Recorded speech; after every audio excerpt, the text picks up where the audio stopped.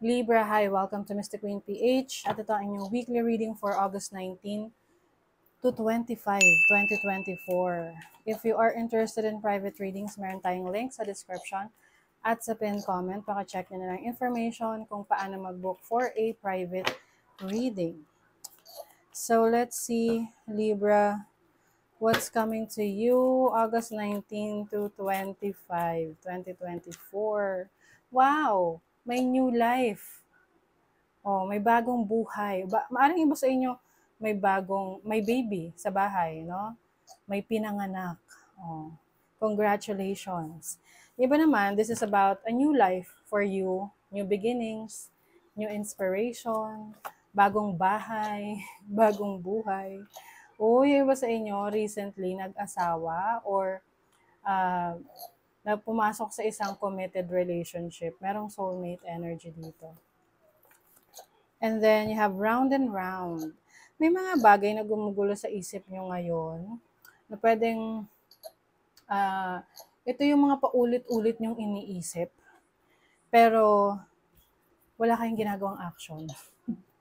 So, it's time to take action, Libra. Whatever this is, ano man itong mga plans na gusto mong gawin, kasi hindi mo makikita yung resulta niyan hanggat hindi ka nagtitake ng action.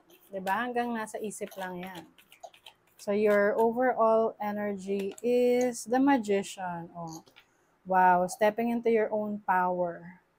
Ang dami mong skills, ang dami mong talento, mga kakayanan. And I think you are finally realizing that. So, ito siguro yung isa sa new life, part ng bagong simula mo. Yung ba sa inyo pwedeng nag-start na magnegosyo, pagiging self-employed, na ginagamit mo yung iyong talento, yung skill set mo para mag-create ng more money. Your challenge, o yung iba sa inyo meron ditong, as a challenge, merong temptation. Hindi nawawala ang temptation, di ba? Lagi naman nandyan yan. Nasa sayo na lang kung paano mo i-deal yung mga temptation sa paligid mo. Ang temptation, maraming pinanggagalingan yan. Pwedeng temptation sa pera, temptation sa relationship. Ayan, so that is the challenge para sa inyo, Libra. Let's see your opportunity. The Two of Cups. Oh my God. Yung mo sa inyo, Libra, papasok talaga kayo sa isang relationship. So, syempre, case-to-case basis, depende yan sa inyo. Maari kasing iba sa inyo, itong relationship na to, maybe pwedeng part ng temptation sa inyo. Okay? So mag-ingat. Of course, malaki na kayo. Alam niyo na kung ano yung mga tama sa mali. Para dun sa iba ha. So alam niyo na rin kung ano yung magiging resulta, no, ng inyong mga gagawin, mga actions ninyo, mga consequences yan na tinatawag. Okay? But for some of you, this can be a new relationship for you na totoo, no? Kasi may soulmate connection dito. Your blessing is the Four of Coins. So this is financial stability, abundance, prosperity.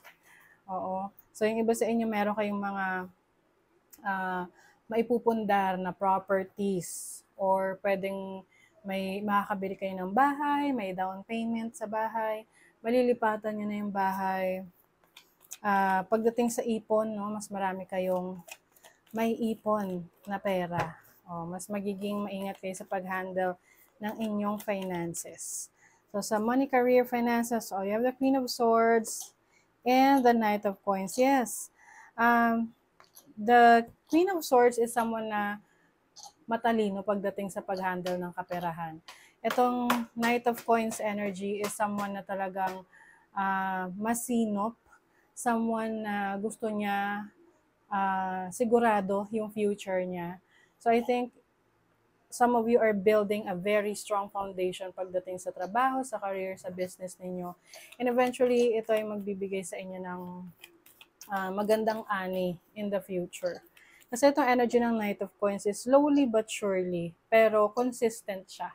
'Di ba? So, para siyang yung alamat ng pagong at ng kuneho na Yung pagong, hindi siya tumigil, consistent siya. Mabagal lang siya, pero siya pa yung nanalo. Siya yung nakarating sa finish line. 'Di ba? Your love life, Two of Swords, Five of Cups. So, ito yung sinasabi ko sa inyo sa love life na be careful sa papasukin yung relationship. Okay? Kasi maaring magkaroon dito ng, alam mo yung parang pagsisisi, no? Regrets. Minsan, akala natin, pag yung isang tao is parang in love tayo, minsan nabubulagan tayo kung ito ba ay makakabuti na relasyon sa atin o hindi. 'Di ba?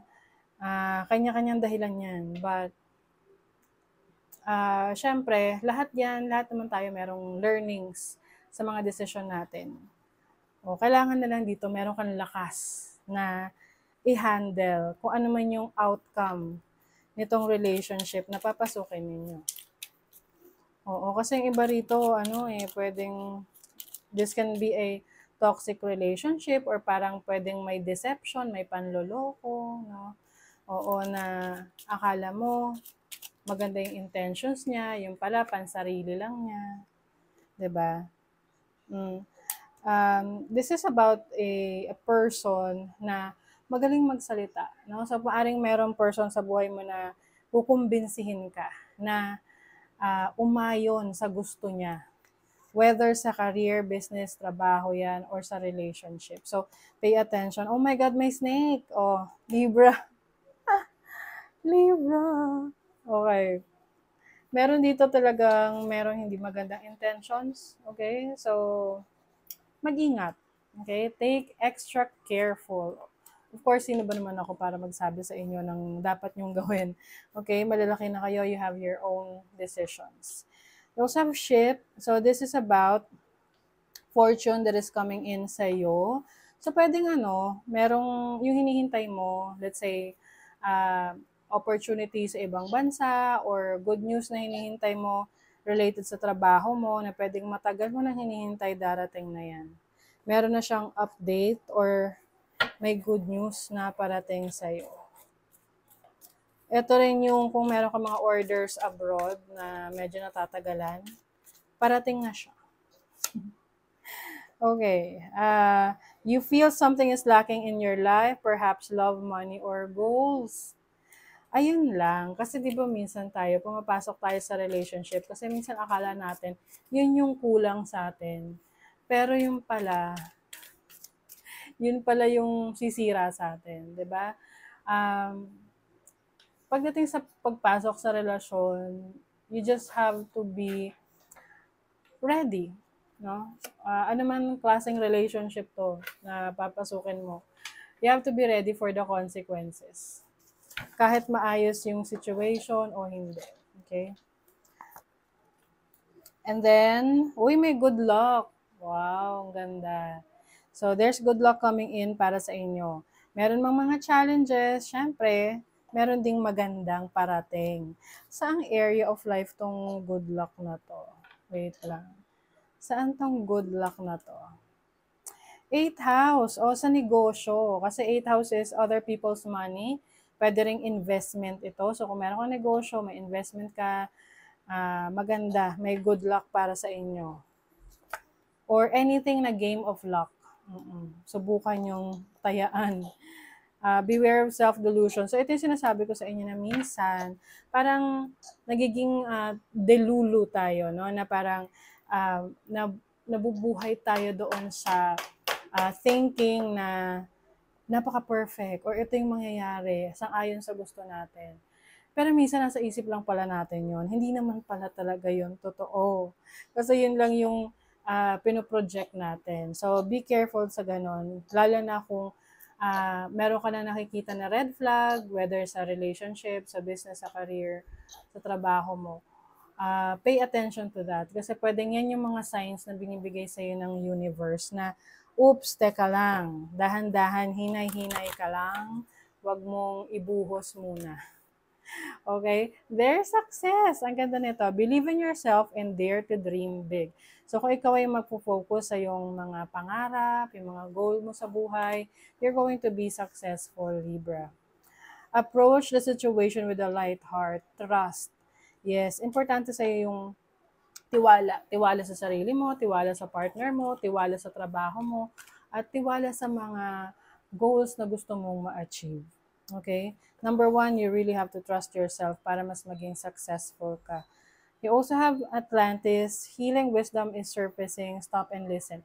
So, healing from your past, healing from your past mistakes na maaring yun yung nagiging dahilan natin para no, hindi mag-grow kasi parang nasta stuck tayo dun sa decisions natin or mistakes natin in the past.